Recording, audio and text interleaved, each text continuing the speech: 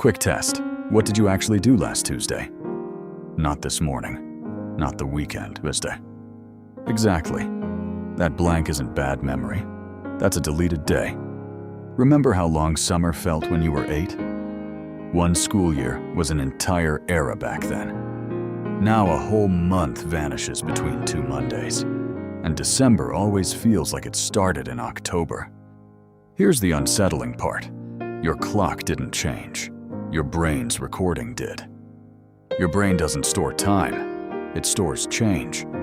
And a life on autopilot gives it almost nothing new worth keeping. By the end of this video, you'll know exactly why your brain deletes whole days, and you'll have a 7-day method to get them back.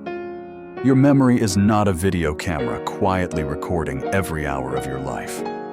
It works more like a photographer on a brutal budget. It only keeps frames that look different from the previous one. Researchers call this memory density. The more distinct memories a stretch of time holds, the longer that stretch feels when you look back. Think about the last time a single afternoon felt like a week. You were probably somewhere completely new.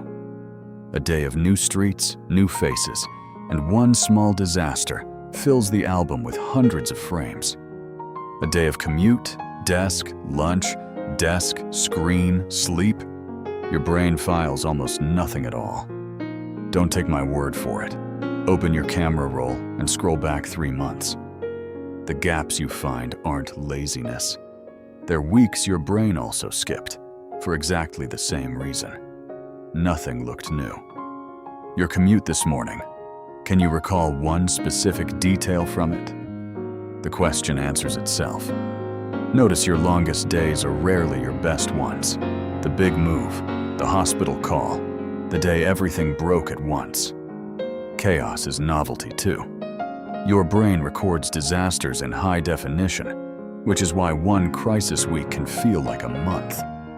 And here's the twist nobody warns you about. You don't feel time while it passes. You feel it later, in review. Psychologists split you in two. The experiencing self, living each moment, and the remembering self, writing the story afterward. The remembering self decides whether your year felt long or short, and it only counts what made the album. So a fast year isn't a year that passed quickly. It's a year that left a thin album, which raises the real question. Why was your childhood album so impossibly thick? Because when you were a kid, almost everything was a first. The first thunderstorm, the first betrayal, the first ride with no training wheels. Every first forces a full recording, because there's no older frame for your brain to point back to. That's why one childhood summer can outweigh an entire adult decade in stored memory. School even stacked the deck. Every September brought a new room, new teacher, new subjects, a built-in novelty engine. Even waiting stretched time back then. The week before a school trip felt longer than the trip itself. Adulthood quietly removes that engine and replaces it with something called Tuesday. There's also simple math running against you. At 8 years old, 1 year is 12% of your entire life. At 40, that same year is 2.5%, a thinner and thinner slice of everything you've ever known. But the math is background noise. The real lever is novelty. And you can watch the deletion happen live, right now. Think back across your last 7 days and count how many of them you can actually replay. Real scenes, not reconstructions.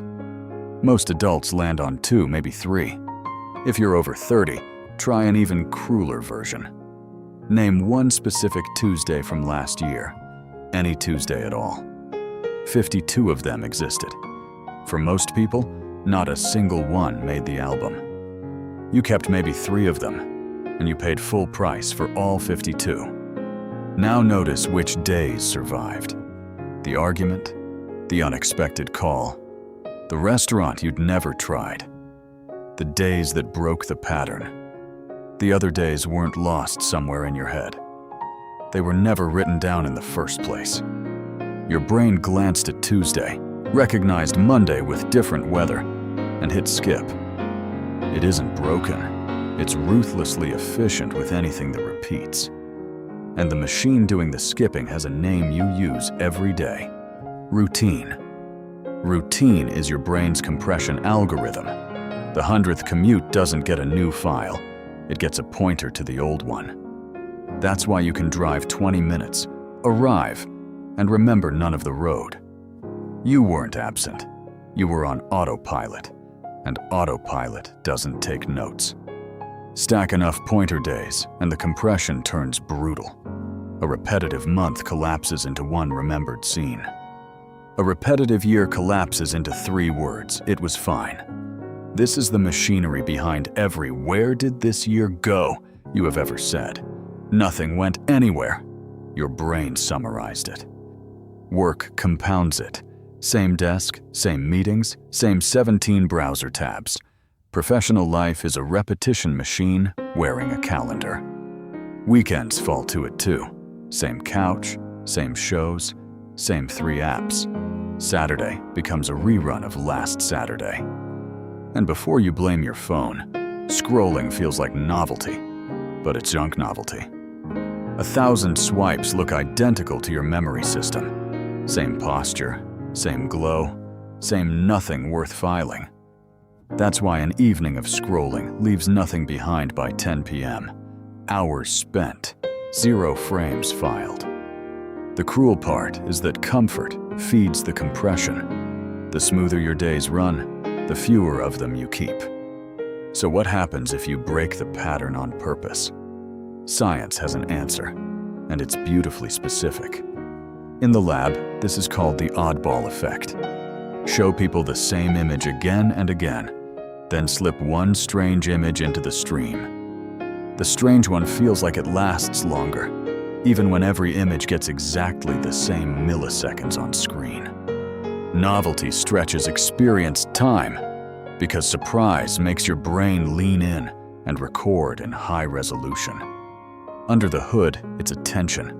Surprise spikes dopamine, and dopamine tells your memory system, "This matters, keep it." It's the same reason near accidents feel like slow motion. Maximum surprise, maximum recording. Repetition does the opposite. Attention drops, recording drops, and whole afternoons pass through you unfiled. Same trick at bigger scale. The first day of any trip feels enormous, and day 5 evaporates. Travelers call it the holiday paradox. Packed with firsts, 1 week abroad can outweigh a month at home in memory. And the reverse is the scariest sentence in this video. A routine decade compresses exactly like a routine week. You don't need to treat a plane ticket. You need to feed your brain one genuinely new frame per day. Here's the 7-day version. The rules: 2 minutes a day, 0 cost, no apps. Just one deliberate glitch in the pattern every day, starting tonight. Call tonight day 0. Before bed, write down 3 specific things about today. You'll see how few you can find. Day 1. Take a different route to somewhere you always go. New streets force new frames. Day 2. Eat breakfast with your other hand. It's absurd, and absurd is exactly what gets recorded. Day 3. Walk into one shop, one park, one building you've passed 100 times and never entered. Day 4. Instead of taking a photo of something, stop for 30 seconds and describe it to yourself in words. A camera lets your brain outsource the memory, and outsourced frames never make the album. Day 5. Have 5 minutes of real conversation with someone new. The barista, the neighbor, the night guard. Day 6. Move one piece of furniture or work from a different corner of your home. Small change, new frame. Day 7. Plan one genuine first for the weekend. A food, a place, a skill you've never touched. If you want accountability, the comment section of this video is running the same week you are. Miss a day? Fine. The protocol survives missed days. Routine is the only thing that must not survive the week. Do the full 7, and then look back. Those days will feel longer than the entire month before them. Time never sped up. You just stopped feeding your brain new frames. A year from now, you can have 12 thin months, or 52 Tuesdays worth keeping. Your Tuesdays aren't doomed to deletion. They're waiting for one strange thing worth keeping. Feed them, starting tonight. So, one last time, what did you do last Tuesday? Give it a week, and you'll have an answer. Stay strange. If you enjoyed getting a little stranger, hit that like button and subscribe. A new one every single week.